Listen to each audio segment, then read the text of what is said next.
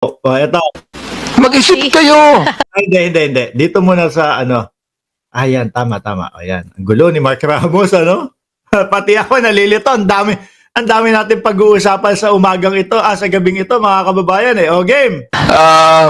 Mag-isip naman kayo. Ang hirap nito, Mr. Chair. Itong mga vloggers na iba, ito ang mga tanga eh. Aray ko! Bagay, yung pagkakasabi na TAN-GA, no? Ni Congressman Benny Abante. Ano pa ho yan? Kumbaga, malamlam pa yan. Malambot pa yung TAN-GA na yan. Dahil ho itong mga Duterte vloggers, mga kababayan, masasakit ho magsalita yan. Malalalim po, with matching mga malalalim na mura yung mga yan. Di ba? Oh. Ano sinabi niya dito? Manila, Representative Congressman Benny Abante lashes out at some social media personalities during the Third House Tri-Committee hearing on online disinformation. At eto pa mga kababayan, sabi din po ni Congressman Benny Abante, yung mga manonood daw nila, TAN-GA. Sino po yun? Natural, mga DDS. Oh, totoo naman ho. Mga utu-utu ho yung mga yan. Bakit? Madali hong mga mapaniwala yan. O, pag sinabi ng mga vlogger nila, ganito, ganyan. O, nag-water cannon yung Pilipinas. Ay, papakalat na nila yan. Boss Mark, ano yung sinasabi mo? China lang. At inaapi ang Pilipinas na nagwa-water cannon ang China lang. Gumanti din ang Pilipinas, dahil nakuha nila doon sa vlogger nila. Madali hong mauto. Hanapan mo, pag dumating na ho dito, sige nga pakita nyo sa amin yung sinasabi nyong ebidensya na nag-water cannon din. Walang ipapakita ebidensya. Kasi po, ibuka lang ng bibig ng mga vlogger nila, pinapaniwalaan na po nila. No? Hindi na po nila kailangan ng ebidensya. Oh. Kaya po kapag kayong sumusugod, wala na. Napapahiya ho. Oh. Sino kawawa? Sila din. Di ba? Sila din ho, mga bossing, ang napapahiya. Dahil pinipid sila ng maling impormasyon, tapos makikipagdebate, makikipagbardagulan, ipapakalat doon sa kanilang mga social media, ipopost sa social media nila. Merong mga kaibigan sila, boss, mali yata yan Hindi yata totoo yan Hahanapan silang ebidensya. Wala na maipakita. Pahiya. Di ba, Aichang, natatawa ako pag nadala ko yung kanina sa hearing. Ako din Hindi ako nakatulog dyan. Napuyat ako dyan sa hearing na yan. So, tatanga-tanga ang gobyerno. Mag-isip kayo. Biruin mo, no? Sasabihan po nila, tatanga-tanga ang gobyerno. Ni-rest back sila ni Congressman Benny Abante. Baka kayo ang tatanga-tanga daw. Hindi lang sumusulat kayo kung anong gusto nyo isulat dyan. You're telling us, yung criminal forces, gusto kong sabihin ngayon, Mr. Chair, publicly, ikaw ang tanga. Biruin mo, tingnan mo Isang lang yan, isang pagkakasabi lang ni Congressman Abante. Ikaw ang tanga. Mangiyak-giyak na yan. Okay, Your Honor, pero Mr. Chairman. Mr. Chairman. Representative Narinig niyo yung hinga?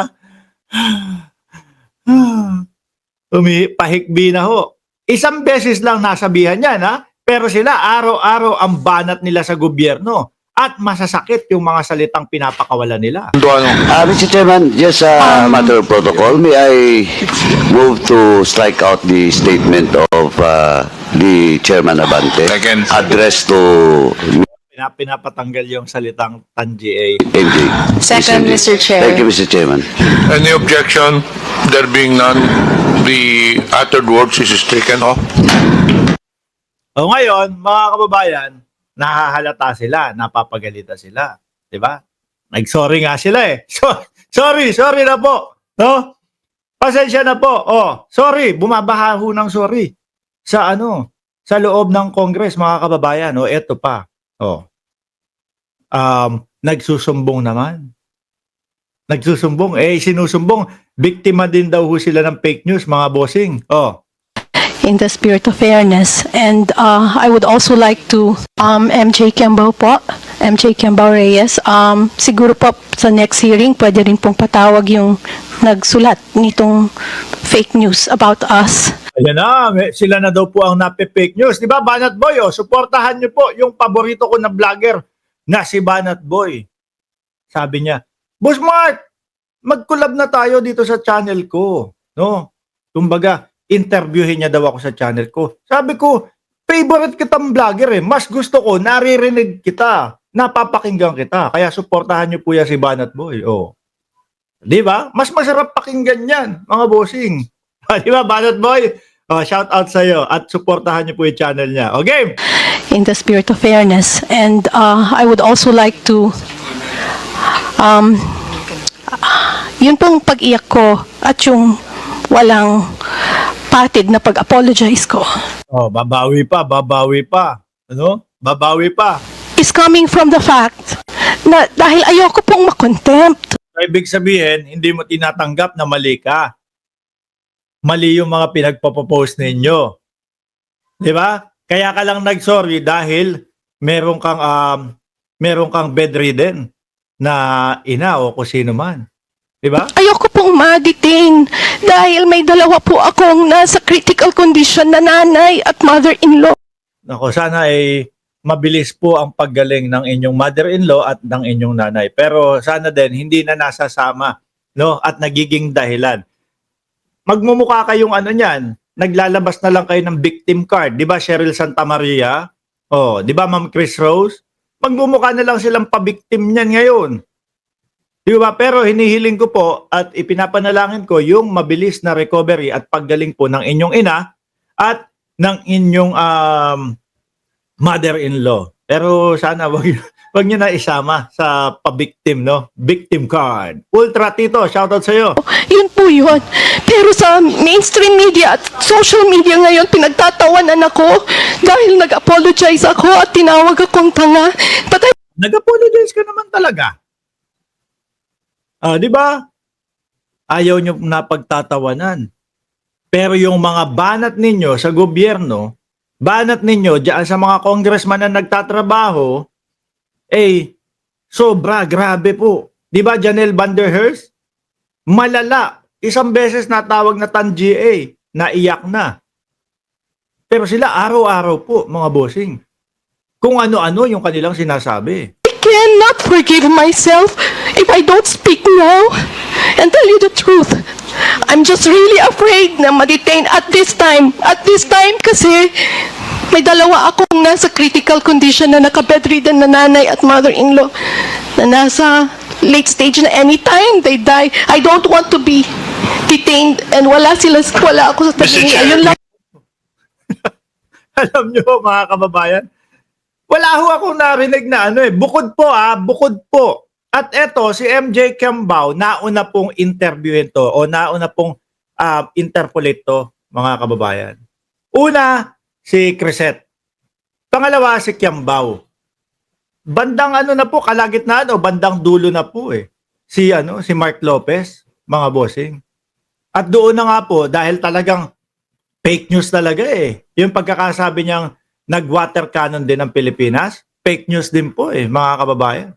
Kaya siyempre, talagang iinit ang ulo, lalong-lalo na ho, ng bawat Pilipino.